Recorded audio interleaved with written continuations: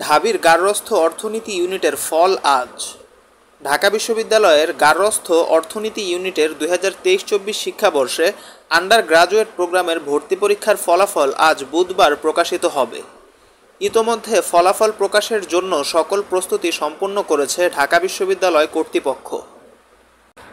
বিশ্ববিদ্যালয়ের কেন্দ্রীয় ভর্তি কমিটির অফিস সূত্রে জানা গেছে, ফলাফল তৈরির কাজ শেষ পর্যায়ে রয়েছে।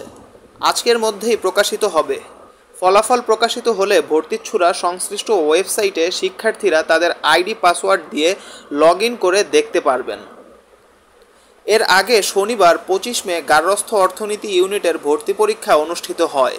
এই বছর গার্হস্থ্য অর্থনীতি ইউনিটের 2655টি আসনের বিপরীতে আবেদন জমা পড়েছিল 7188টি। সেই হিসেবে প্রতি আসনের জন্য লড়েছেন প্রায় 3 জন ভর্তিচ্ছু। ভর্তি পরীক্ষায় পাশ নম্বর 35। এ নম্বরের কম পেলে তাকে ভর্তির জন্য যোগ্য বলে বিবেচনা করা হবে না। এই ইউনিটের অধিভুক্ত কলেজগুলো হলো রাজধানীর আজিমপুরের government college of applied human science সরকারি, গ্রিন রোডের বাংলাদেশ গার্হস্থ্য অর্থনীতি কলেজ বেসরকারি, লালমাটিয়ার national college of home economics বেসরকারি, ময়মনসিংহ গার্হস্থ্য অর্থনীতি কলেজ বেসরকারি, Akij college of home economics বেসরকারি ও বরিশাল হোম ইকোনমিক্স কলেজ বেসরকারি।